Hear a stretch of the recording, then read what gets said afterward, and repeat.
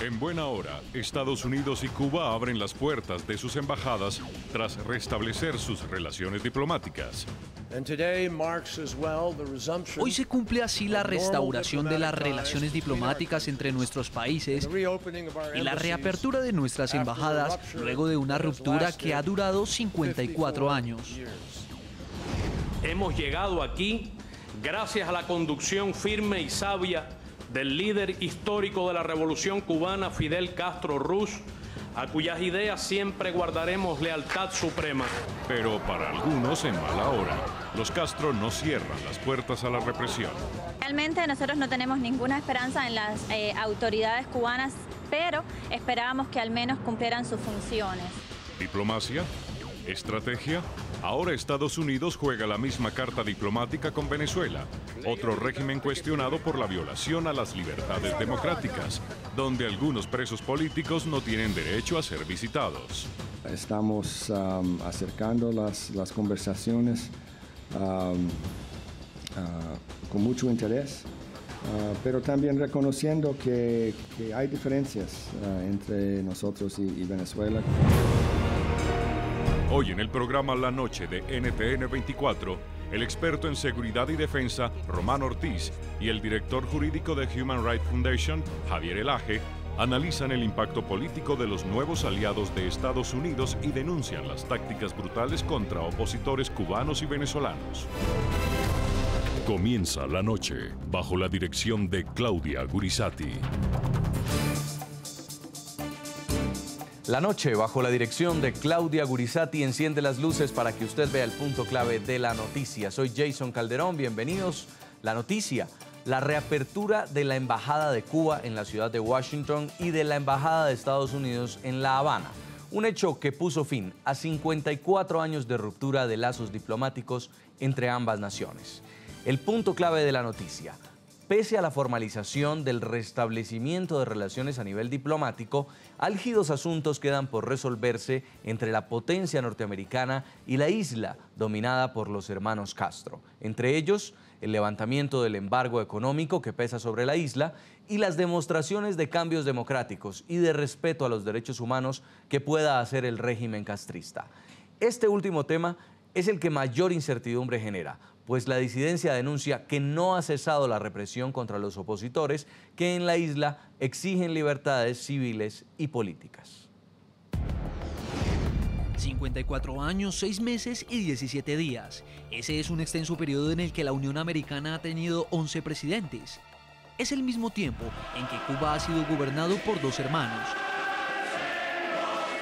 Es más de medio siglo de tensas relaciones entre Washington y La Habana. Es el ciclo que tuvo que pasar para que Estados Unidos y Cuba volvieran a reabrir sus embajadas en sus respectivas capitales.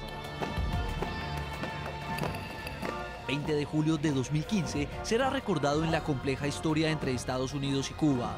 Ese día, bajo el despejado cielo de Washington, una bandera cubana ondeó el cielo de la Unión Americana.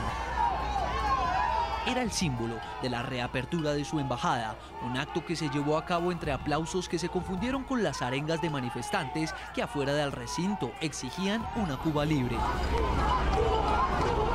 Apenas se izó la bandera, el canciller cubano Bruno Rodríguez, presente en el acto, se aseguró de que su contraparte, el secretario de Estado de Estados Unidos John Kerry, escuchará las condiciones que tiene el régimen para normalizar completamente las relaciones entre ambos países. Solo la eliminación del bloqueo económico, comercial y financiero que tanto daño y privaciones ocasiona a nuestro pueblo, la devolución del territorio ocupado en Guantánamo y el respeto a la soberanía de Cuba darán sentido al hecho histórico que estamos viviendo hoy. El jefe de la diplomacia estadounidense le respondió, dejó claro que el tema de Guantánamo no estaba sobre la mesa y reconoció que aún había obstáculos por superar. Por ello, celebramos este día, el 20 de julio, porque hoy empezamos a reparar lo que ha dañado y a abrir lo que durante desmañado tiempo ha estado cerrado. Lo que para muchos fue un momento histórico, para otros fue una afrenta a la defensa de los derechos humanos.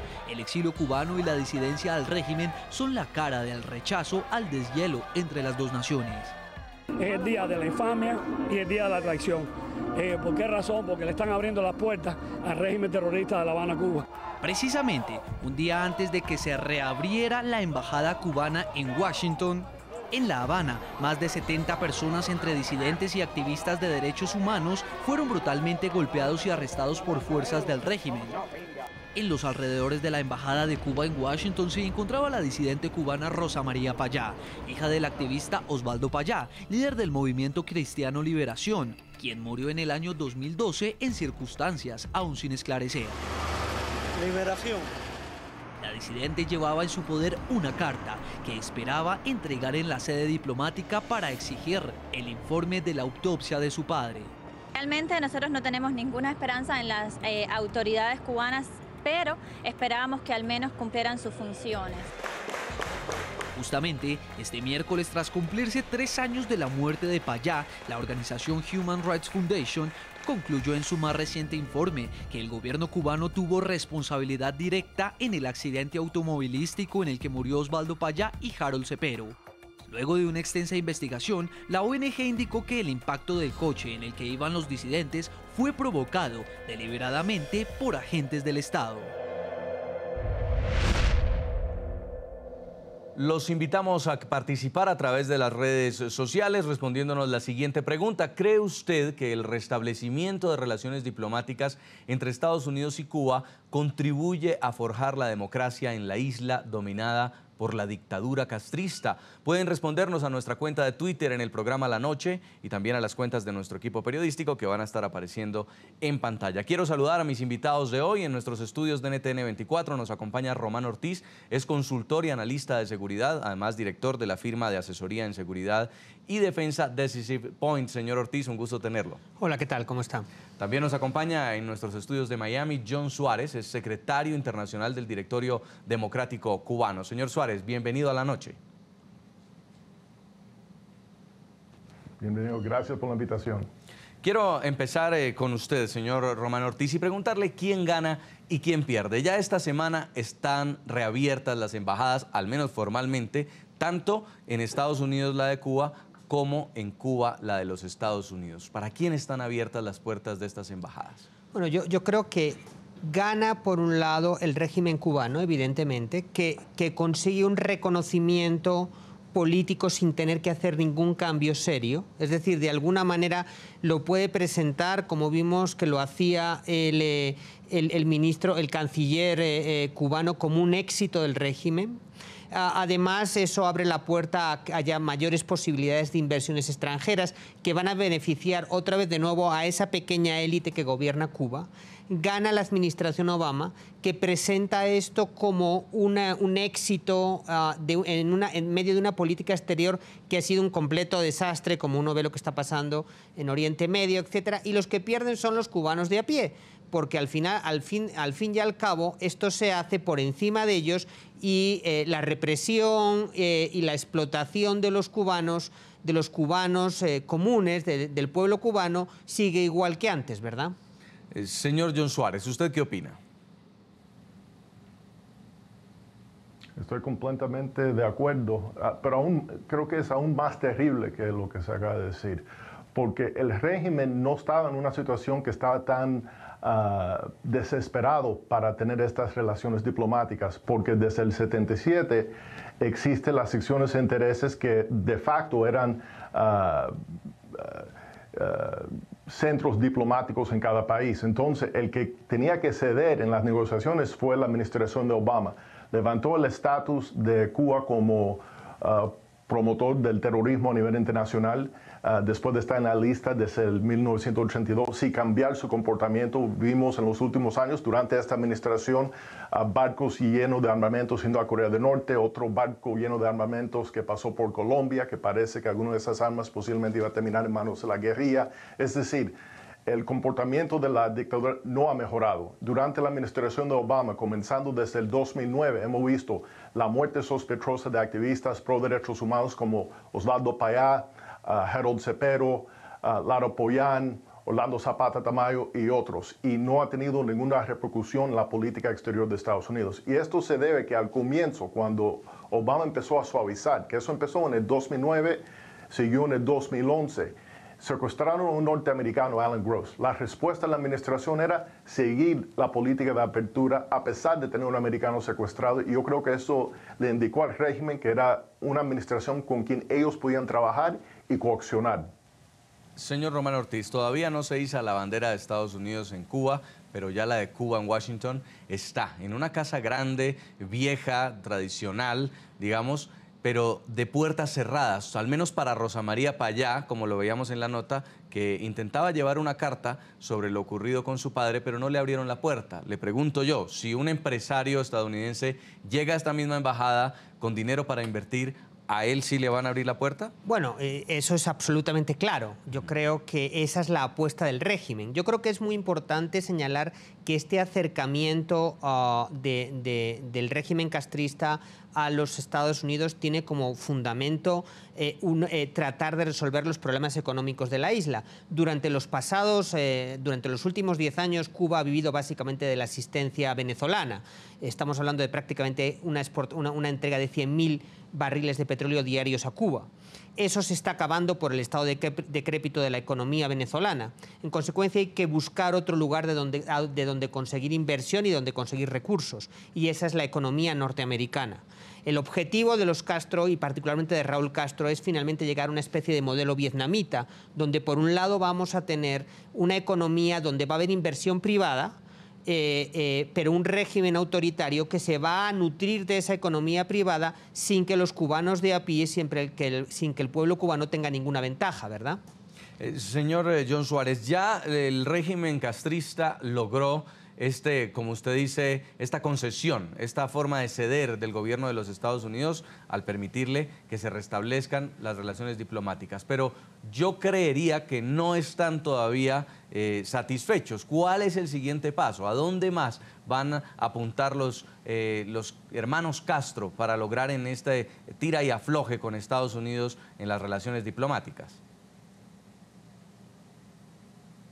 Bueno, obviamente han visto que tienen una administración en Estados Unidos que está dispuesto a ceder. Entonces ellos van a seguir empujando con el tema del embargo, con el tema de Guantánamo y buscar por dónde pueden entrar y tener más éxitos en su política del exterior. Lamentablemente, a la misma vez también estamos viendo dentro de la isla el caso de activistas que le han visitado niveles de brutalidad y violencia que no hemos visto por años. El caso de Cilia Avila León, una ex delegada del régimen que se pasa a la oposición después de defender jóvenes en su barrio cuando cierran una escuela. Y a ella, el 24 de mayo de este año, la atacaron a machetazos de una forma tan brutal que perdió la mano izquierda y posiblemente va a perder el brazo derecho. Y se ha tratado con completa impunidad, no ha salido a reducir en los medios porque no va con la narrativa que está promoviendo Estados Unidos y los intereses en Estados Unidos en este momento. Y es algo, como estoy diciendo, muy triste, porque se está viendo ese patrón de violencia contra la oposición para implantar un terror, y es por una razón muy simple.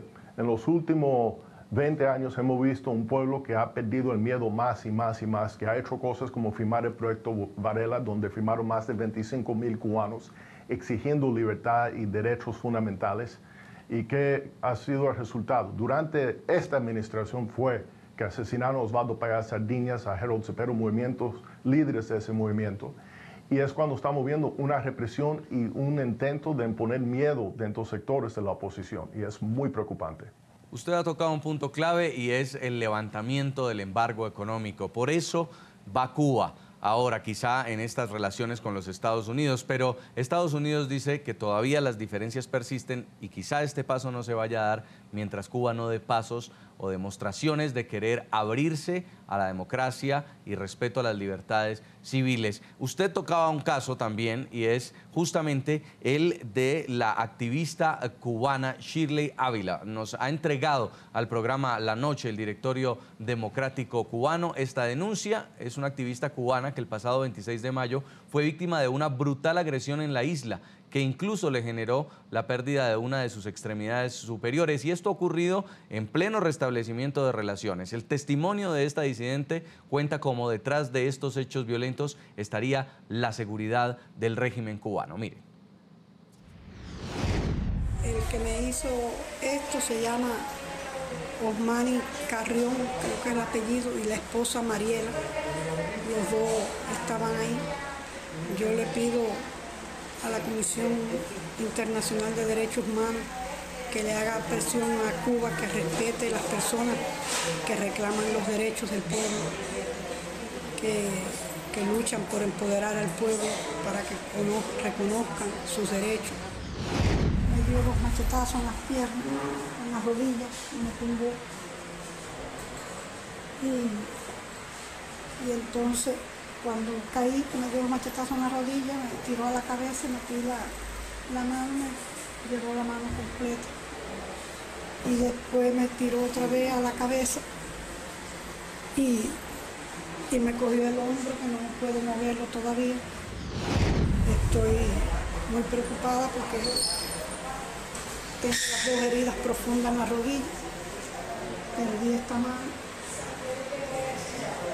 Y si pierdo esa otra, eso a los únicos que le conviene son a la seguridad del Estado. Estoy casi segura que ellos tienen que ver con esto. Muchas gracias.